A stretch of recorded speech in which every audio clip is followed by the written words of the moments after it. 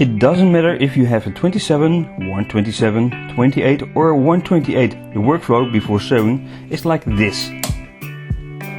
To sew you need an upper and lower cord. Winding the bobbin goes like this.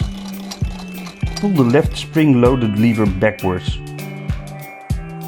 Put the right side of the bobbin in first until it drops in completely. The thread runs from the spool via this hook to the stretch bobbin.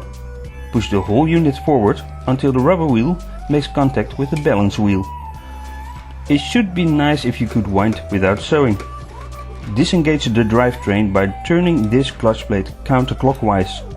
Now you can wind without sewing, or without the needle moving.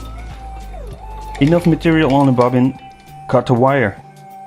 Pull the mechanism a little towards you, and if it disengaged, engage. Funny words. Clockwise, less funny word. Tighten it. And now the fiddly part, get it into the race.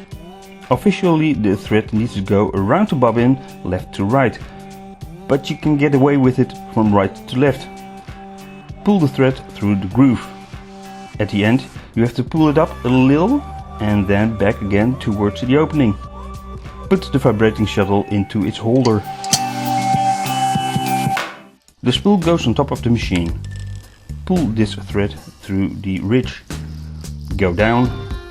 Thread leaning against the two tension discs and then back up again. Remember, the thread has to fall behind this take-up spring. Through the hole of the arm and back down. Slide the thread behind the first hook and the hook just above the needle. And last one through the needle from the outside to the inside. The position of the last hook is a good indication in which direction the thread needs to travel. The flat side of the needle should face inside, but you already did that. Pull up the lower thread and start sewing.